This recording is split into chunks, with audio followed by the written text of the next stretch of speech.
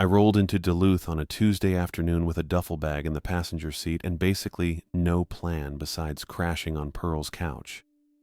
The drive up from the cities took 2.5 hours, most of it on 35, and I spent the whole time telling myself this was temporary, a reset. Maybe 2 weeks, 3 tops. Pearl's apartment was on 4th Street, 3rd floor of a brick building that probably looked nice in the summer but felt gray and tired in late October. I texted when I pulled up. She buzzed me in without answering. The stairwell smelled like old carpet and someone's dinner. I hauled my bag up 3 flights and found her door already cracked open. "Hey," I said. Pearl was standing in the kitchen area, which was really just one corner of the main room. She had her hair pulled back and was wearing scrubs, green ones. She worked at a clinic doing admin stuff, scheduling mostly. "You made it," she said, not a question. "Yeah." She gestured at the couch. "That's you. Bathroom's there. I leave for work at 7:15, back around 6. Don't touch the coffee maker, it's weird." "Got it." That was pretty much it. Pearl wasn't big on drawn-out conversations, and I wasn't in the mood to explain how I'd ended up here. She knew the basics already. I got laid off from the UPS hub in Eagan back in September. Severance ran out. Savings went faster than I thought. Rent in my old place was due and I didn't have it. So, Duluth. I dropped my bag next to the couch and sat down. The cushions were firm, the kind that don't give much. Pearl went back to putting dishes away. The apartment was small. 1 bedroom, a bathroom with a tub that had seen better days, and this main space that doubled as living room, kitchen, and now my bedroom. She had a bookshelf against one wall, mostly true crime paperbacks and some self-help thing about boundaries. "You eat yet?" she asked. "I'm good. There's leftovers if you want, containers in the fridge." "Thanks." She finished with the dishes and grabbed her keys off the counter. "I've got a thing tonight. Book club. I'll be back late." "Okay." She paused at the door, looking at me for a second. "You'll figure it out, Gray." Then she left. I sat there for a while, looking around. The couch was going to get old fast. The window faced another brick building maybe 20 feet away. I could see someone's curtains, dark blue, and part of a fire escape. I figured I had a week. Maybe 2 if Pearl was feeling generous. But I knew her. She liked her space. She let me stay because that's what you do for family, but she wasn't going to let it drag on. I pulled out my phone and started looking. The first week was a lot of that, sitting on Pearl's couch, scrolling through job listings, filling out applications that went nowhere, dishwasher at a casino, overnight stock at Target, delivery driver for some meal kit company I'd never heard of. I applied to probably 15 places. Got 2 callbacks. One was for a phone sales gig that wanted me to work commission only. The other was a sandwich shop that said they'd keep my resume on file. That was it. Pearl worked her usual schedule, 7:15 to 6, and when she came home she was polite but distant. She'd ask if I'd heard anything. I'd say not yet. She'd nod and heat up something from the freezer. The weird part was the errands. She'd leave notes. Gone to pick up prescription, back by 7:30, or running to Sarah's, home late. Except I started noticing she'd leave right when I was settling in for the evening, or she'd come back just after I'd gotten up to use the bathroom. Little things. Timing that felt just slightly off. I didn't say anything. It wasn't my place, but it made it pretty clear I needed to get out of there. By the end of the week, I was checking listings I wouldn't have looked at before. Warehouse jobs an hour away, overnight shifts, anything that came with a paycheck. That's when I saw the Park Hill Cemetery posting. Night caretaker, 32 hours a week, 4 8-hour shifts. Pays $14.50 an hour. Small apartment included above the maintenance garage. I read it twice. The apartment part was what got me. I didn't even care what the job was. I clicked apply and filled out the form in maybe 10 minutes. They called the next day. Park Hill Cemetery was on the west edge of Duluth, past the residential blocks and into a part of town that felt older. Lots of trees, the kind of quiet where you notice car engines. I parked in the small lot near the front gate and walked up to the office building. It was a single-story brick structure with a metal roof and narrow windows. A sign by the door said administration in letters that might have been white once. Inside was a waiting area with 4 plastic chairs and a bulletin board covered in notices about plot maintenance and winter hours. There was a desk behind a sliding glass window, and a woman sitting there looked up when I walked in. "Grayson Bridges," she said.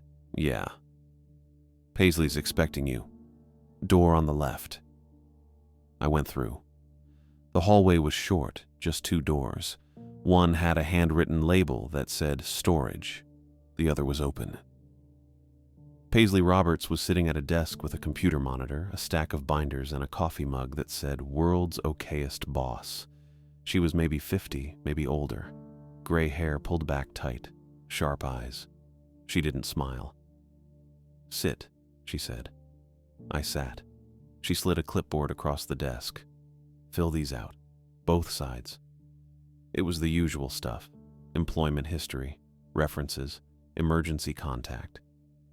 I put down Pearl's number for that last one, even though I wasn't sure she'd appreciate it. Paisley watched me the whole time, not in a creepy way, just attentive. When I handed the clipboard back, she looked it over, flipped to the second page, then set it down. "You worked at UPS," she said. "Yeah. Hub in Egan. Loading, mostly." "Why'd you leave?"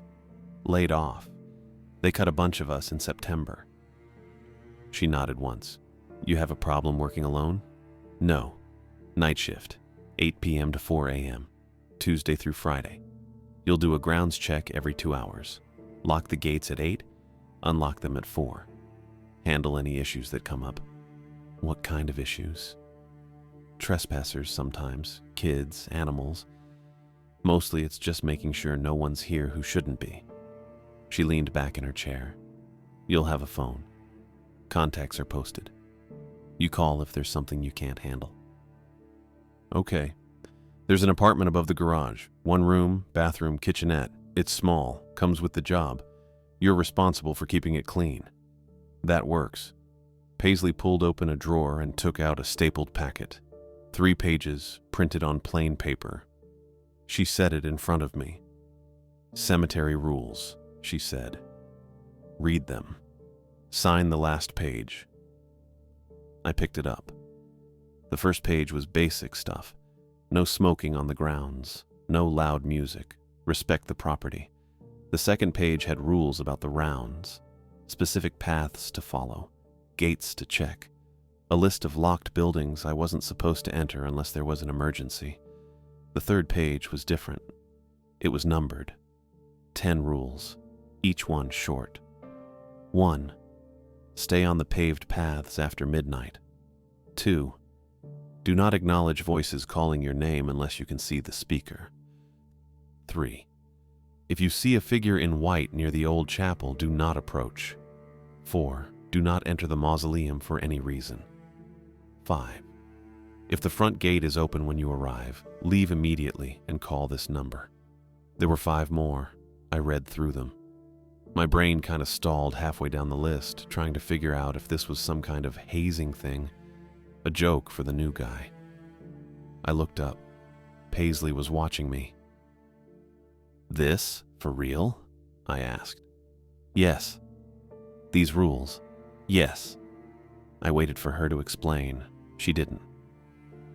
I looked back down at the page. At the bottom was a line for my signature and the date. I needed the job. I needed the apartment. I had maybe $300 left, and Pearl's couch was already feeling like borrowed time. I picked up the pen and signed. Paisley took the packet back, glanced at my signature, then opened another drawer. She pulled out 2 keys on a ring and set them on the desk between us. "Garage apartment and main office," she said. "You start Tuesday. Be here at 7:45. I'll walk you through the first round." I took the keys. They were cold. brass, old-looking. "Thanks," I said. She nodded. Didn't say anything else. Just kept looking at me with that same sharp, waiting expression, like she expected me to ask something. Or maybe like she was checking to see if I'd actually read what I signed. I stood up. Paisley stayed seated. "See you Tuesday," I said. 7:45, she repeated. I walked out of the office, through the hallway, past the woman at the desk. She didn't look up. Outside, the air was colder than when I'd gone in. I got in my car and sat there for a minute, keys in my hand. The rules thing bugged me. Not a lot. Just enough that I kept thinking about it on the drive back to Pearl's. It didn't feel like normal workplace paperwork. It felt like something else. I showed up at 7:45 on Tuesday with my keys already in my hand. Paisley was waiting by the maintenance garage, same work jacket, same clipboard. She gave me a nod and said we'd start before sundown so I could see the layout while there was still light. Made sense. I didn't argue. The cemetery wasn't huge, but it spread out more than I'd expected. We started near the front, where the newer stones sat close to the road, granite polished enough to catch the last of the daylight.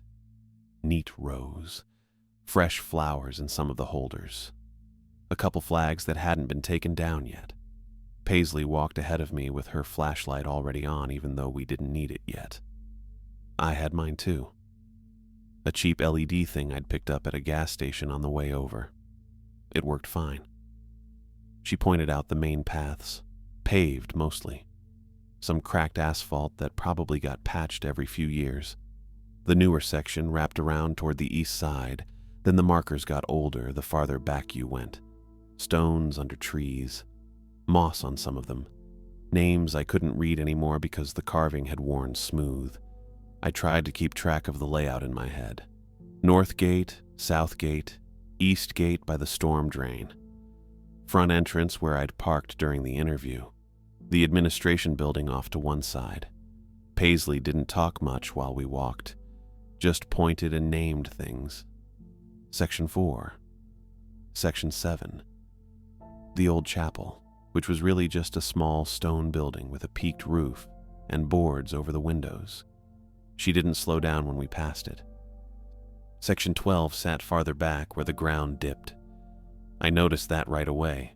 The path sloped down maybe 10 or 15 feet, and the headstones there looked older, darker stone.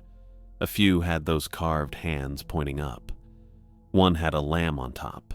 The trees were thicker there too, branches hanging low enough that I had to duck under one. Paisley stopped at the edge of the section and swept her flashlight across the rows. "This is 12, she said. I waited for more, but she just stood there. Then she turned and kept walking. The whole loop took maybe 20 minutes. By the time we got back to the garage, the sun was almost down. Sky going purple. Temperature dropping fast. I could see my breath. That's when I noticed the concrete structure behind the garage. It was low, maybe 4 feet tall, built into the slope of the ground, so part of it looked like it went down. Heavy concrete, old enough that it had stains running down the sides. There was a metal door set into the front with a serious lock. Industrial. The kind you'd see on a storage unit or a loading dock. "What's that?" I asked. Paisley followed my eyes. "Receiving vault." I waited. "It's where we hold remains temporarily," she said. "Before burial or when ground's frozen." That made sense. I'd heard of that. Winter up here got cold enough that you couldn't dig. "Does it get used a lot?" "Sometimes." She turned to face me, and her expression didn't change, but her tone did. "It stays locked. At all times. You don't go near it, especially after dark." I looked back at the vault. Just concrete and a metal door. "Okay. I mean it," Paisley said. "You don't have a key. You don't need one. If you hear anything from that direction during your rounds, you keep walking." Hear anything? That was a weird way to put it. "Sure," I said. She held my eyes for another second, then nodded toward the stairs on the side of the garage. let's get you set up." The apartment was exactly what she'd described. One room, kitchenette along one wall with a 2-burner stove, a half-size fridge, and about 3 feet of counter space. Bathroom through a narrow door, just a toilet and a shower stall with a plastic curtain. The main space had a twin bed against the far wall, a small table with 1 chair, and a window that looked out over the back of the cemetery toward the trees. It was clean, cold but clean. I set my duffel bag on the floor next to the bed. Paisley was already by the door. "You've got the keys. Lock up when you leave at 4. Any questions? Call the number on the sheet." "Got it." She left. I stood there in the quiet for a minute. Then I turned and looked at the kitchenette. The fridge had a magnet on it. Aerial lift bridge, the kind they sell at tourist shops. Under the magnet was a piece of paper. I pulled it off. Same rules sheet. Same 10 numbered points. Same stapled pages I'd signed during the interview, except this one wasn't stapled. Just printed on regular paper and stuck to my fridge like a grocery list. I read through it again. Slower this time. 1. Stay on paved paths after midnight. 2. Do not acknowledge voices calling your name unless you can see the speaker. 3. If you see a figure in white near the old chapel, do not approach. 4. If the front gate is open when you arrive, leave immediately and call the number below. 5. Do not enter the receiving vault after sundown. There it was. Number 5. Same thing Paisley had just told me outside. I kept reading. 6. If you hear bells ringing from section 12, count them. Write the number down. Do not respond. Bells. I hadn't seen any bells. 7. If you find coins on the paths, sweep them into a dustpan and dump them into the storm drain by the east gate. Coins. 8. Stay inside between 3 and 3:15 a.m. Both locks on the door must be turned. I looked at the door. 2 locks, a deadbolt, and a knob lock. Both brass, both old, but functional. 9. Do not give anyone directions to the mausoleum. 10. If anyone asks where Paisley Roberts is, call 911. I read number 10 twice. If anyone asks where Paisley Roberts is, call 911. Not call Paisley, not call the office, call 911. I set the paper down on the counter and looked around the apartment again. The window, the bed, the locks on the door. This was hazing. It had to be. New guy gets the weird rules, everyone sees if he freaks out, and then after a week or 2, someone tells him it's a joke. I'd seen it at the UPS hub. Guys telling rookies the belt would eat their hand if they didn't keep pace. Stupid stuff. This was the same thing. Probably. I stuck the paper back under the magnet and checked the time on my phone. 7:58. First round started at 8. I grabbed my flashlight and my keys and headed out. Locked both locks behind me. Habit. The first night I stuck to what Paisley had shown me. I walked the paths, checked the gates, tested the padlocks on the chapel and the equipment shed. Everything was locked. Everything was quiet. I saw 2 deer near section 7 and they bolted when my flashlight caught them. That was it. No voices, no bells, no coins. I did my rounds every 2 hours. 8, 10, midnight, 2. At 3, I was back in the apartment with both locks turned, sitting at the table with my phone, not really sure why I was doing it. The rules said stay inside between 3 and 3:15. So I stayed inside. Nothing happened. At 3:16, I unlocked the door and went back out for the 4 a.m. round. The second night was the same. Quiet. Cold. I found a cigarette butt near the south gate and picked it up. Saw a raccoon digging near one of the older stones, and it hissed at me before waddling off. At 3, I locked myself in again and waited. Still nothing. The third night, I started to relax a little. I knew the paths now.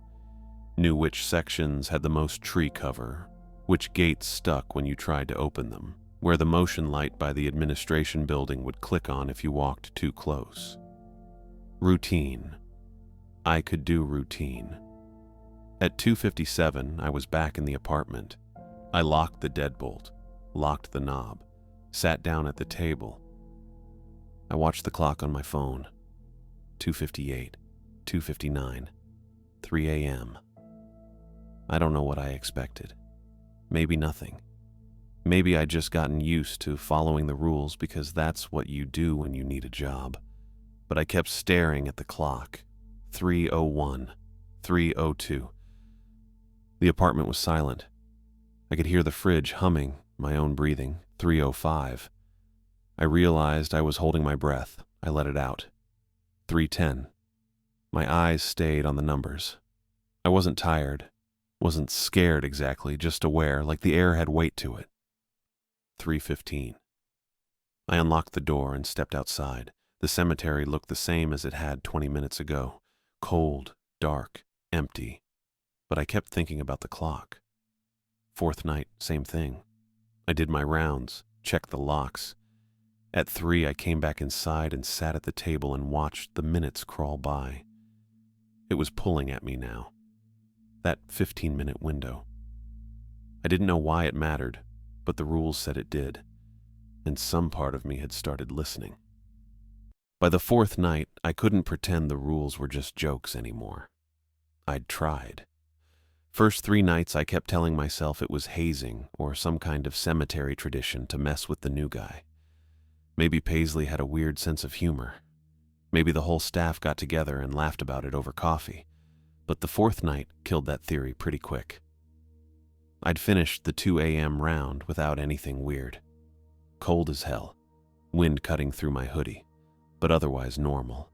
I saw a possum near Section 9 and checked all the gates, everything locked tight.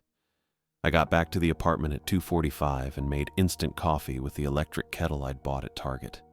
Cheap stuff. Tasted burnt even when you made it right. I sat at the table with my phone and the coffee, waiting for 3 a.m.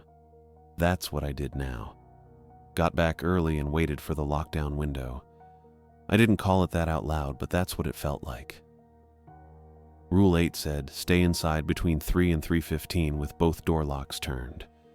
I followed it because I had nowhere else to go, and $300 doesn't last long when you're buying groceries. At 2:58, I heard the bell. Faint, real faint, coming from the direction of Section 12, that dipped area with the old stones and the trees. I froze with the coffee halfway to my mouth and listened. 1 ring. Silence. Another ring. Controlled. Spaced out. Not random like wind chimes or something banging in the breeze. Deliberate. I set the coffee down and pulled the rules sheet toward me. Rule 6. If you hear bells ringing from Section 12, count them and write the number down, but do not respond. The bell kept ringing. I grabbed a pen from my duffel and started counting on my fingers. 3, 4, 5. I lost track and had to start over, whispering the numbers under my breath. 1, 2, 3, 4, 5, 6, 7. It stopped. I sat there holding my breath, waiting to see if it'd start again. My hand was shaking a little. I wrote the number 7 on a sticky note I found in the kitchenette drawer, left over from whoever lived here before, I guess. Yellow square with adhesive that barely worked. I pressed it onto the table and stared at it. 7 bells from Section 12 at 2:58 in the morning. I didn't know what that meant. The rule didn't say. Just count them and write the number down. So I did. My phone said 3:02. I got up and checked the door locks. Deadbolt turned. Knob lock turned. Both brass and solid. I went back to the table and sat down, hands around the coffee mug, even though it wasn't really warm anymore. At 3:04, someone knocked at the downstairs door. My whole body went rigid. The knock was firm, deliberate. 3 raps, evenly spaced. Then the doorknob jiggled. I didn't move. My brain was trying to come up with explanations. Paisley coming back, someone needing help, a lost driver. But none of those made sense at 3 in the morning, and Paisley had a key anyway. The voice came next. Grayson. Male voice, low and even, Same exact cadence my dad used when he wanted compliance. Not angry, just firm. The tone that said he expected you to listen and there wasn't room for argument. I felt my throat close up. "Grayson, we've got a stuck gate. Need you to come help real quick." The doorknob jiggled again. I heard it turn, but the lock held. Everything in me wanted to respond. That's what you do when someone calls your name and asks for help. You answer, you go. That's how I was raised. But I looked at the clock on my phone. 3:05. Rule 8. Stay inside between 3 and 3:15 with both door locks turned. I stayed in the chair. Forced myself not to move. My hands were gripping the edge of the table hard enough that my knuckles went white. "Grayson?" Firmer this time. "Gate's stuck.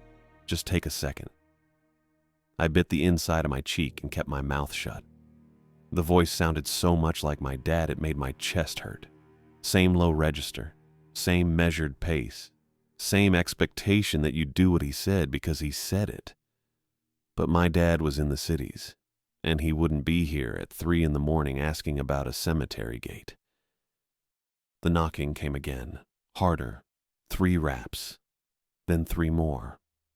I didn't answer. The doorknob jiggled a 3rd time, and I heard something scrape against the wood. My heart was pounding so hard I could feel it in my ears. I kept staring at my phone. 3:08, 3:09. The knocking stopped. I waited, listened, didn't hear footsteps going away, didn't hear anything. At 3:15 exactly, the pressure in the room changed. I don't know how else to describe it. It was like something that had been pressing against the walls just let go. I sat there another 2 minutes, then got up and checked the locks again. Still turned. Still solid. I didn't open the door. Didn't look outside. Just went back to the table and sat there until 3:30, when I finally felt steady enough to go out for the 4 a.m. round. Nothing outside. No one by the door. No footprints. I checked the gates and they were all fine. None of them stuck. I finished the round, locked up at 4, and drove back to Pearl's in silence. In the morning, Paisley showed up earlier than usual. I'd just gotten back to the cemetery at 7:15 because I forgot my phone charger in the apartment. Didn't expect anyone there. But Paisley's truck was in the lot, and when I climbed the stairs, she was standing outside the apartment door with her arms crossed. She looked worn down. Her hair was still in the tight bun, but pieces had come loose. Dark circles under her eyes. She was wearing the same work jacket, but it looked wrinkled, and her thermos of coffee was clutched in one hand like she needed it to stay upright. "You have the count?" she said. I blinked. "What?" "Bell count. You wrote it down?" I unlocked the door and stepped inside. The sticky note was still on the table where I'd left it. I picked it up and handed it to her. She snatched it fast. Looked at the number. Her mouth tightened and she folded the note in half, then in half again, and shoved it into her jacket pocket. "You stayed inside?" she asked. "Yeah." "Locked?"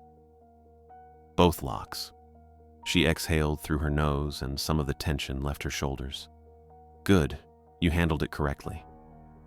I wanted to ask what the bell count meant, why it mattered, who was at the door. But her expression didn't invite questions, and I was too tired to push. "There's extra cleanup tonight," she said, pulling a folded paper from her other pocket. "Older sections, 9, 11, 12.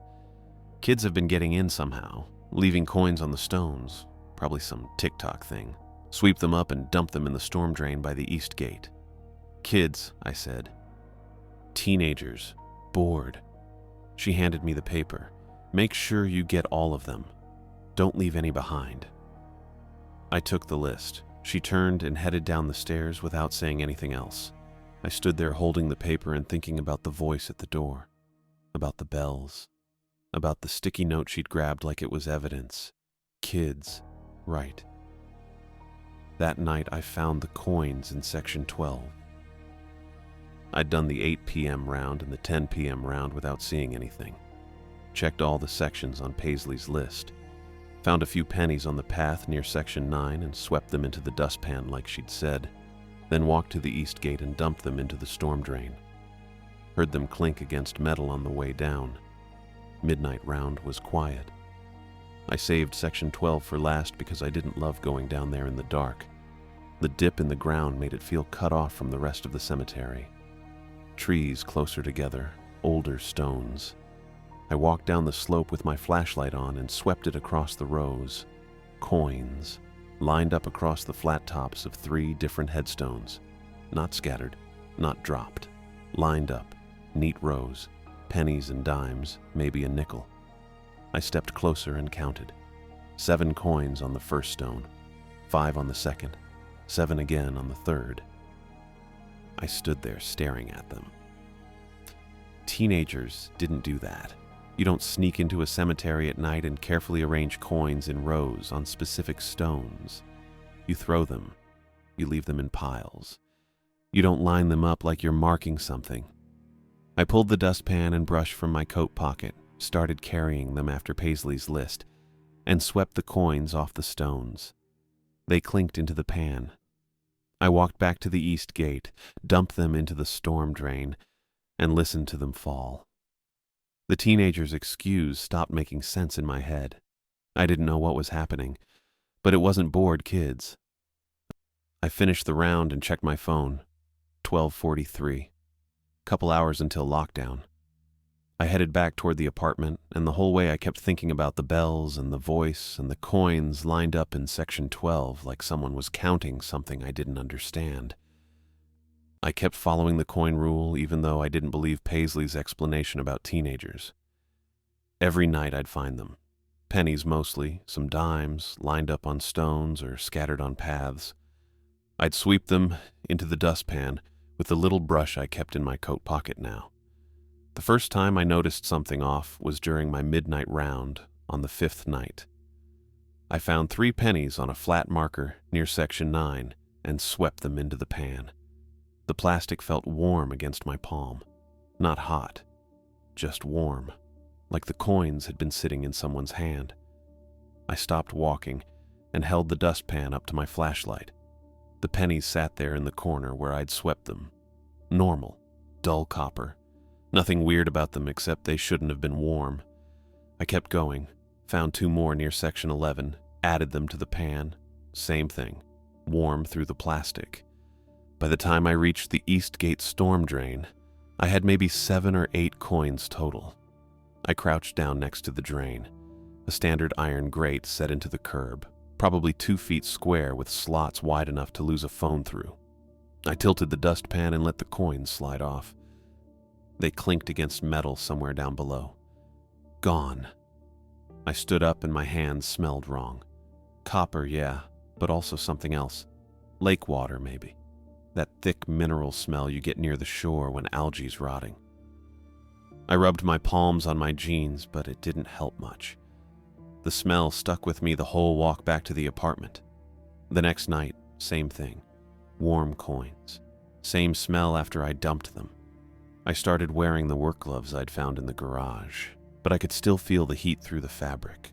That's when I started paying attention to other stuff. The grass around the receiving vault stayed wet. Not damp. Wet. Like someone had just hosed it down. I noticed it during my 10 p.m. round on the 6th night. Walked past the vault on my way to check the back fence line, and my boots squelched in mud that shouldn't have been there. It hadn't rained in 4 days. I checked my phone weather app to confirm. Last rain was Sunday. It was now Thursday night. Technically Friday morning since it was past midnight. I stopped and aimed my flashlight at the ground around the vault. The concrete structure sat low and half buried like Paisley had shown me, maybe 4 feet tall with that metal door and industrial padlock. The grass around it, maybe a 6-foot radius, looked dark and saturated. My boot prints from where I'd just walked filled with water. I swept the flashlight wider. The ground 10 feet away was normal, dry. Dead grass and bare dirt like the rest of the cemetery in late autumn, just around the vault. Just that circle. I backed up onto dry ground and kept my light on the wet grass for another few seconds. Then I saw the trail.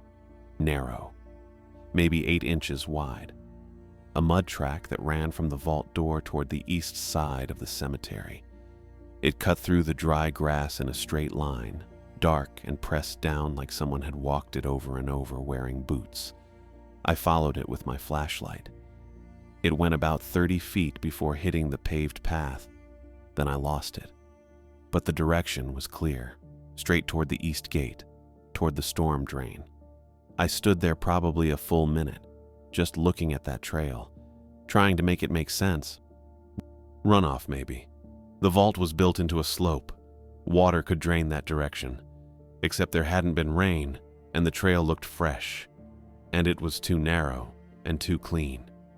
Runoff spreads. This looked like footsteps. Maintenance, then. Paisley or someone else, walking back and forth, doing something I didn't know about. Except Paisley had been real specific about me not going near the vault. About keeping away from it, especially after dark. And the grass was wet at midnight on a dry week. I wanted to check the padlock, see if it looked used recently. But Paisley's voice was in my head. Do not go near it, especially after dark. And my gut told me that was the one rule I shouldn't test. I finished my round and went back to the apartment. Washed my hands twice, but they still smelled like copper and lake water. The bells came again that night. I'd locked myself in at 3 a.m. like always, both locks turned, sitting at the table with my phone and a cup of instant coffee. I had my pen ready and a fresh sticky note. At 3:04 a.m. the bell started. Faster this time, not the slow, deliberate pace from before. This was quicker, more urgent, and closer. It sounded like it was coming from just outside, maybe at the base of the stairs instead of down in section 12. I sat frozen for a second. Then I stood up, walked to the window, and looked out. The cemetery stretched out dark under a half moon. I could see the shapes of stones and the black line of trees at the back edge. Nothing moving. No light, except mine. The bell kept ringing. I turned and went to the door. Didn't unlock it, just pressed my ear against the wood and listened. Clearer now, definitely outside, definitely close. I started counting. 1, 2, 3, 4, 5, 6, 7. It stopped. I stayed at the door, listening. No footsteps, no voices, nothing. I went back to the table, wrote the number 7 on the sticky note, and checked my phone. 3:06 a.m., 9 more minutes. I sat there with my coffee going cold, staring at the locks, waiting for a knock or a voice. But nothing came. At 3:15 a.m., that same pressure release feeling happened, like something letting go, and I knew I was clear. I should have stayed inside, done my 4 a.m. round and left it alone. But I didn't. At 3:30 a.m. I unlocked both locks, grabbed my flashlight and keys, and went out. I needed to know where the bell had been. Needed to see if anyone was still down there. I took the stairs slow, checking every shadow. The ground floor was empty. I walked around the garage, checking the corners. Nothing. I followed the paved path towards section 12, sweeping my flashlight side to side. The cemetery was dead quiet. No wind, no animals, just my boots on asphalt and my breath fogging in the cold. Section 12 sat in its usual dip, stones dark and crowded under the trees. I walked down the slope, moving my light across the markers. That's when I saw it. A quarter, bright and new, sitting on top of a small stone. A child's marker, flat to the ground with a carved lamb on one side. I walked over and crouched down. The quarter sat right in the center of the stone, perfectly placed. Not dropped, not tossed. Placed. I should have swept it into the dustpan like the others. That's what the rule said. Sweep them up and dump them in the storm drain. But I forgot.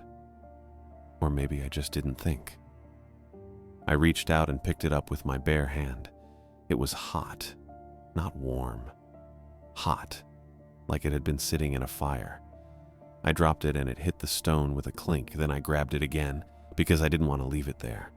My palms stung where I'd touched it.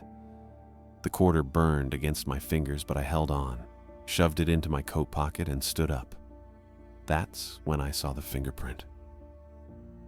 Right where the quarter had been sitting, a wet print pressed into the stone. Clear ridges. Fresh. I aimed my flashlight at it and my chest went tight. Someone had placed that quarter, recently, while the print was still wet. I backed up a step, then another. My hand throbbed. I pulled it out of my pocket and checked my palm, red and tender, like I'd pressed it against a stove. I looked around Section 12, swinging my flashlight fast. No one, no movement. Down the slope, past the trees, I could just see the top edge of the receiving vault. I don't know why I looked at it. Maybe because that's where the mud trail started. Maybe because Paisley's warning was still sitting in my head. Maybe because I was scared and wanted to know what I was scared of.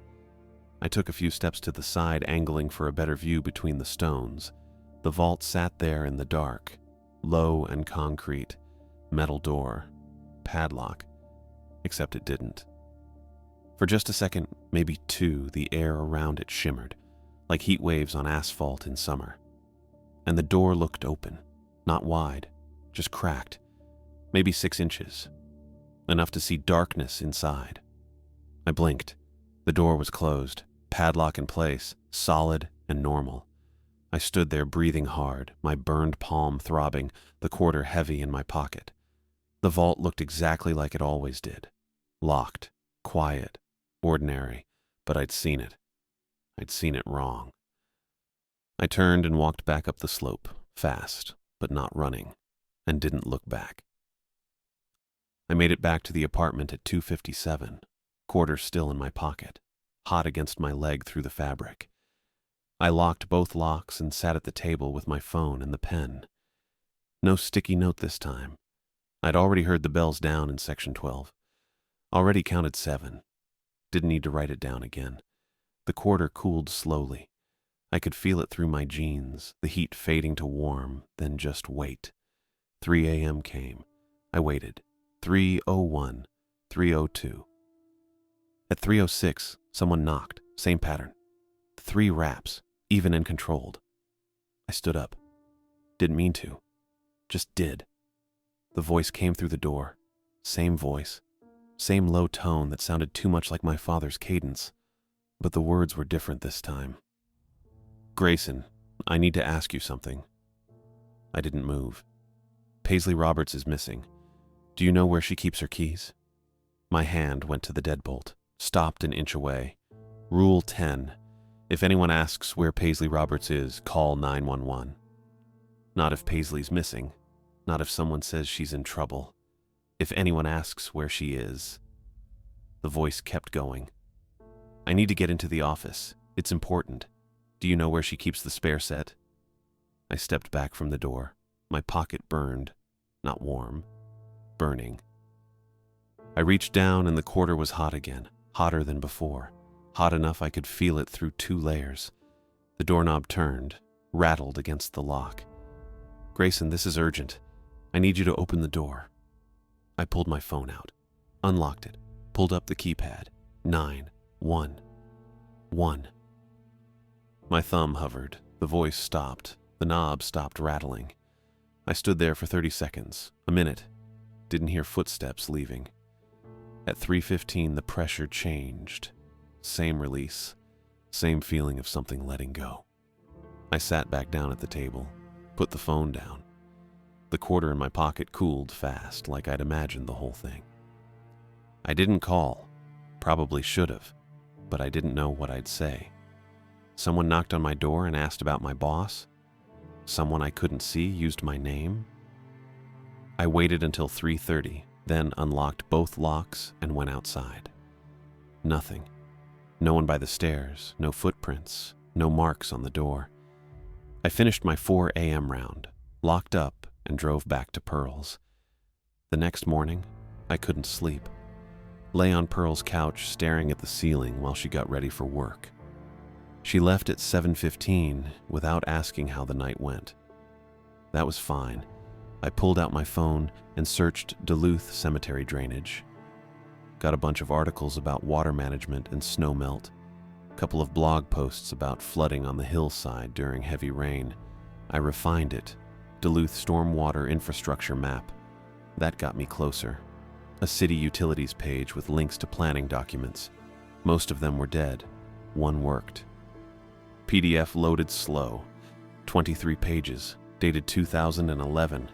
I scrolled through diagrams of pipes and retention basins and runoff zones until I hit page 16. There it was, a map of the west side with topographic lines showing the hill. Park Hill Cemetery labeled in small print at the top. A blue line ran underneath it. Dotted, not solid. Labeled Abandoned Receiving Infrastructure. The line started somewhere near the back of the cemetery, ran east down the slope, connected to a junction marked Old Tunnel Access, and then fed into the main stormwater system near the lakeshore. I zoomed in with 2 fingers. The blue line passed right under where I figured the receiving vault sat. The mud trail, the wet ground, the narrow track leading toward the east gate. It wasn't supernatural. It was mechanical. Something was draining, or flooding, or both. I sat up on the couch and read the footnote at the bottom of the page. Infrastructure predates 1952 site survey. Recommend assessment before restoration work. Recommended assessment. 60 years ago. I screenshotted the page and closed the PDF. The quarter was still in my coat pocket.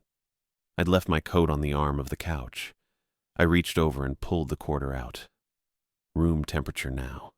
Normal. A Minnesota state quarter from 2005 with the loon and the outline of the state. I turned it over in my hand. Nothing unusual, just a quarter. I put it on the coffee table and stared at it for a while. Then I called Pearl. She picked up on the 4th ring. I'm at work. I know, just wanted to check in. Pause. You okay? Yeah, job's fine. Weird, but fine. Weird how? I looked at the quarter on the table. Just quiet. Lot of walking. Paisley's got a lot of rules. She always been like that? Don't know, just met her. Pearl made a noise that could have been a laugh. You need anything? No, I'm good. Just wanted to say it's going okay. Another pause, longer this time. Gray, if it's not okay, you can tell me. I know. Do you? I didn't answer that. She sighed. I gotta get back. We'll talk later. Yeah, later. She hung up. I sat there holding my phone, didn't tell her about the bells, didn't tell her about the voice at the door, didn't tell her about the quarter burning a hole in my pocket or the mud trail leading from the vault to the storm drain. She had enough going on. I could handle this. Probably. I slept a few hours. Woke up around 2 in the afternoon and made coffee with Pearl's machine even though she told me not to. Figured she wouldn't notice. I had a shift that night, Tuesday through Friday, 8 p.m. to 4 a.m., same as always. But I wasn't going in unprepared this time. I got in my car and drove to the Menards off Miller Trunk Highway. Took me 15 minutes. Inside, it smelled like lumber and fertilizer. I grabbed a cart and walked past the seasonal aisle with Christmas lights already going up. First stop, hardware. I found a rubber door wedge. Heavy duty, black, $2.49. Second stop, lawn and garden. They had water softener salt in 50-pound bags stacked on pallets. I grabbed 2. Wasn't sure what I'd use them for yet. Just felt like I needed weight. Something to block something. Something solid. Third stop, electrical. I found a headlamp with 3 settings and an elastic strap. $12. Better than holding a flashlight in my teeth if I needed both hands free. I rolled the cart to check out. 1 register open. Cashier maybe mid-20s. Name tag said Jackson. He scanned the wedge, the salt, the headlamp. Working overnight? He asked. Yeah. Cemetery. He looked up. Park Hill? I nodded. Heard that place is weird. It's quiet. That's not what I heard. I didn't ask what he'd heard, just paid. $43.67 on my debit card. Hoped it cleared. Jackson handed me the receipt. Good luck, man. Thanks. I loaded the salt into my trunk. Wedge and headlamp went in the passenger seat. I sat in the parking lot for a minute, hands on the wheel. My plan was simple. Go to the vault. Wedge the door. Keep it shut. Keep myself from going near it again. The salt was insurance. If the ground was that wet, if water was seeping out, maybe I could build a barrier. Absorb some of it. Make it less tempting to investigate. Stupid plan. Probably wouldn't work. But it was something. I got to the cemetery at 7:50, earlier than usual. Paisley's truck wasn't in the lot. Good.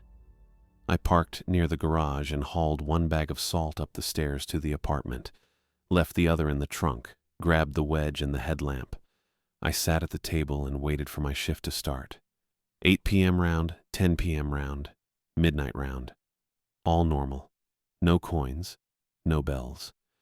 At 1:30, I went back to the apartment and strapped the headlamp on, switched it to the low setting, shoved the wedge in my coat pocket. Then I walked toward the receiving vault. 1:40 a.m. when I got there. The padlock was intact, closed, locked. Same as always. But water seeped from the bottom edge of the metal door. Not dripping, seeping. Like the whole inside was flooded and the pressure was pushing it out through the seal. The ground around the vault was soaked. My boots sunk half an inch into mud. I pulled the wedge from my pocket and crouched down. The door sat maybe an inch off the concrete base. Just enough gap for the wedge. I shoved it in, hard. Pushed it with both hands until it caught and held. Stood up. Checked it. Solid. The bell rang. Not from Section 12. Right behind me. I spun around. The headlamp swept across stones and trees and empty paths. The bell rang again. Sharp. Close. A single strike that I felt in my teeth, in my ribs, in the bones of my hands. I backed up, hit the wet ground, slipped. The bell rang a third time. Then headlights swept up the hill from the front gate. I froze. Watched them come closer. A truck, slowing down, heading straight toward me. I heard the truck before I saw the headlights. Low rumble, tires on gravel, coming from the front lot. I checked my phone. 2:47 a.m. Too early for Paisley, too late for maintenance. I stood up from the apartment table and walked to the window, keeping the lights off. A white pickup rolled past the administration building and parked near the garage. County decal on the door. Light bar on the roof. Justin Howard. I recognized him from the second week when Paisley had introduced us outside the office. Deputy with the county sheriff. She'd said he was the contact if anything happened, gave me his card, told me to keep it in the apartment. Professional. Calm. Paisley had seemed relieved he was willing to check in. He got out of the truck and looked up toward the apartment window. I stepped back. He didn't move toward the stairs, just stood there, hands on his belt, looking around the lot like he was checking the perimeter. Then he gestured toward me, one hand up, waving me closer. I grabbed my flashlight and keys and went downstairs. My boots hit the gravel and he turned toward me with a nod. "Evening," he said, voice even, same tone as before. "Hey." I kept about 10 feet between us. Paisley asked me to swing by, said she wanted to check on the property. He tilted his head slightly. "Everything good tonight?" I didn't answer right away. I was trying to figure out why Paisley would send him at 2:47 a.m. without calling me first. "Yeah," I said. "Quiet." He nodded again, then looked past me toward the back of the cemetery. "She around?" I felt it then, cold drop in my gut. "Where is she?" he asked. Still calm, still professional. Rule 10, if anyone asks where Paisley Roberts is, call 911. I took a step back. "I don't know." His eyes came back to me. You don't know? No. She's your supervisor, he said. You sure you haven't seen her tonight? I took another step back, pulling my phone out of my pocket. I haven't. Grayson. He said my name the way someone does when they're trying to keep you calm. I just need to know where Paisley is, that's it. I unlocked my phone and opened the keypad. Dialed 911. Didn't press call yet. Justin's expression didn't change, but he shifted his weight. What are you doing? Following the rules. What rules? I pressed call and brought the phone to my ear. It rang twice. Grayson, hang up the phone. Third ring. 911, what's your emergency?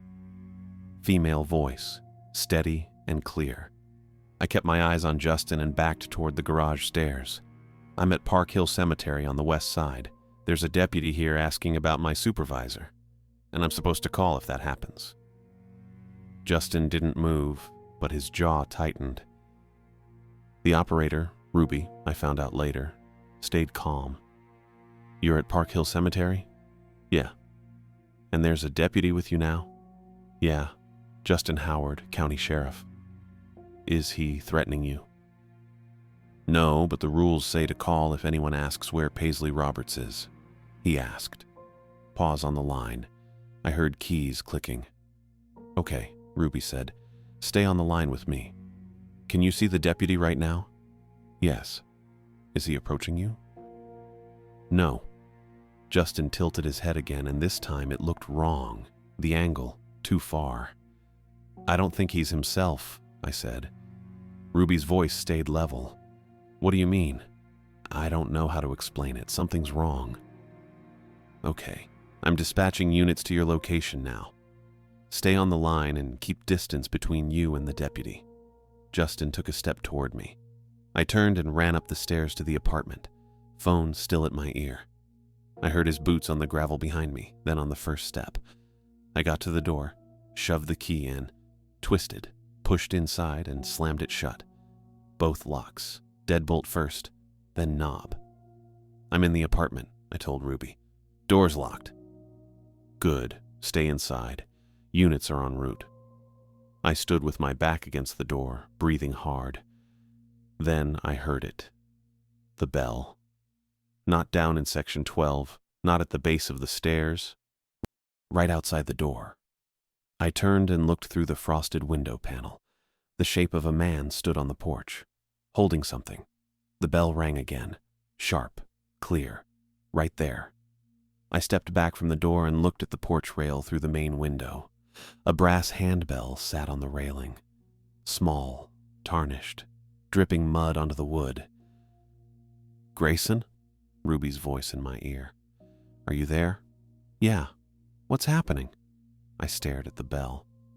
He brought a bell. Pause. A bell? There's a handbell on the porch. It's ringing. Another pause. Longer this time. Okay. Stay away from the door. The quarter in my pocket started burning. Not warm. Hot. Hotter than it had been in section 12. Hot enough that I had to shift my weight to keep it from pressing directly against my leg. And I understood. The coins, the bells, the voices at the door, the mud trail from the vault to the storm drain. It wasn't hazing. It wasn't folklore. The rules were a system, a way to collect responses, a way to keep something contained in the drainage line by feeding it what it asked for. Counts, silence, coins, locked doors during specific windows. And I'd broken it. I'd picked up the quarter. I'd kept it instead of dumping it in the drain. Grayson? Ruby again. I need to go, I said. No, stay on the line. I pulled the phone away from my ear but didn't hang up. Set it on the table, speaker on. I checked the time. 2:54 a.m., 6 minutes until 3. The bell rang again outside. Then the doorknob turned, rattled, tested the lock. I backed toward the far wall near the bed. At exactly 3 a.m., both locks were turned. I'd checked them myself, but the door started bowing inward. Not like someone was pushing, like pressure was building on the other side. The wood flexed, creaking, the frame groaning against the hinges. I looked at the frosted window panel. Justin's outline stood there, but the shape was wrong. Stretched, too tall, the shoulders too narrow, the head elongated, like a body forced through a pipe, through something that shouldn't fit. The glass rattled in the frame. I grabbed the salt bag I'd left near the kitchenette, tore it open with shaking hands, and dumped a line along the threshold. White granules piled against the gap under the door. The flexing slowed. Not stopped, slowed. The bell rang again, closer now, like it was pressed against the wood. I looked at the window. The handbell sat on the porch rail, still dripping mud. The quarter in my pocket burned hotter, hot enough I could smell fabric singeing. I didn't think. I just moved. I grabbed the small metal bucket I used for cleaning, kept it next to the kitchenette, and went to the door, not opening it, just close enough to reach the window. I unlatched the window and shoved it open 6 inches. Cold air poured in. I reached through, grabbed the handbell by its wooden handle, and pulled it inside. Mud smeared across the sill. The bell was heavier than it looked, and the metal was warm. Then I shoved my hand into my pocket, grabbed the quarter despite the burn searing my palm, and yanked it out. My skin blistered instantly. I could feel it. I dropped both the bell and the quarter into the bucket. They hit the bottom with a clang and a clink. The door stopped flexing. I slammed the window shut, grabbed the bucket, and ran to the back window overlooking the cemetery. I shoved it open, climbed out onto the fire escape I'd never used, and dropped down the ladder with the bucket swinging from one hand. My boots hit the ground, and I ran, straight toward the east gate, toward the storm drain.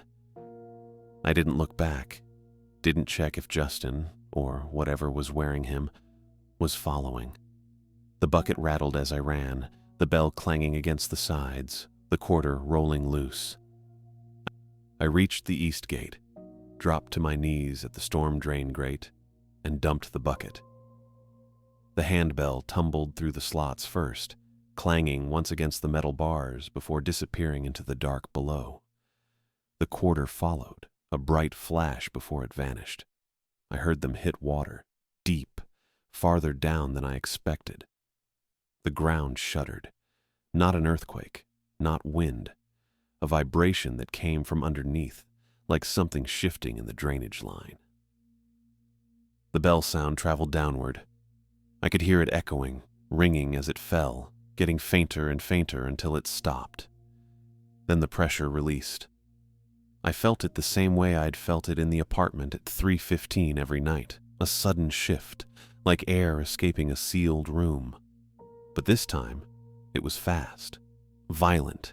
I looked back toward the apartment and saw the door snap outward, wood cracking as it slammed back against the frame. Then I looked toward the receiving vault. The shimmering distortion I'd seen earlier, the thing that had looked like heat rising off pavement, collapsed. It pulled inward, condensing into a wet, human-sized form, then folded in on itself like fabric being sucked down a drain. I heard rushing water, loud, like a pipe opening after being blocked for years. The form disappeared into the ground near the vault, dragged into the drainage line with a wet, hollow sound. Then silence. I stayed on my knees by the storm drain, breathing hard, staring at the vault. Nothing moved. I checked my phone. 3:11 a.m. I didn't go back to the apartment. I sat there until the sky started turning gray. State response arrived just after sunrise. 2 patrol cars, an unmarked sedan, and a city utilities truck. Atticus Marsh got out of the sedan. State trooper. Tall, squared shoulders, calm expression. He walked over to where I was sitting on the curb near the front gate and asked if I was Grayson Bridges. I nodded. He asked what happened, and I told him. All of it. The bells, the coins, the rules, the voice at the door, Justin asking where Paisley was, the handbell on the porch, the quarter burning my hand. He didn't interrupt, just took notes. When I finished, he asked to see my hand. I held it up. The burn was bad, red, blistered, shaped like a circle where the quarter had been. He took a photo with his phone, then asked if I had any other evidence. I pulled out my phone and showed him the screenshots, the drainage map, the rules sheet I'd photographed the first night. He forwarded them to himself, then walked over to the utilities truck. Tracy Soto got out. Compact, professional, weatherproof city jacket. She had a tablet in one hand and a hard hat in the other. Atticus showed her my phone. She looked at the drainage map, then pulled up her own on the tablet. They talked for a few minutes. I couldn't hear most of it, but I caught abandoned line and receiving infrastructure and outfall near the lake. Tracy made a call, then another. Atticus came back and asked where the office was. I pointed to the administration building. 2 deputies went inside. I heard them calling for Paisley, checking rooms. One of them came back out 5 minutes later and said they found her. She was in the bathroom, alive, locked inside. They brought her out on a gurney. She was conscious but dehydrated, mud in her hair, scratches on her arms and face like she'd been dragged through dirt. She looked at me as they carried her past. Didn't say anything, just looked. Atticus asked if I knew where Justin Howard was. I said I didn't. Last I saw, he'd been at the apartment door. Atticus nodded and made another call. They found Justin 4 hours later. Dead, bloated, at a stormwater outfall by Lake Superior, half a mile from the cemetery. Pennies packed into his mouth. 7 of them. I quit before midday. Atticus asked me to stay available for follow-up, and I said I would, but I wasn't going back to the apartment. I returned the keys to Paisley's replacement, some guy from the county I didn't recognize, and gave Atticus the original photos and the rules sheet I'd kept in the apartment. Tracy Soto ordered the abandoned line capped that afternoon. She brought in a crew with concrete and equipment, and they filled the receiving vault floor, sealing the connection to the drainage system. I watched from the parking lot, didn't go near it. Atticus interviewed me twice more over the next week, once at a county office, once over the phone. He asked about the bells, the coins, the rules, asked if Paisley had ever explained what the system was for. I said no. She'd just given me the rules and expected me to follow them. He said Paisley wasn't talking much, kept asking if the vault was sealed. I left Duluth 3 days later, went back to Eagan, found work at a different warehouse. Didn't tell anyone what happened. The burn on my palm healed into a scar, circular, permanent. I still feel it sometimes when I hold coins, proof that one small mistake, picking up a quarter instead of sweeping it into the drain, almost made me part of the system.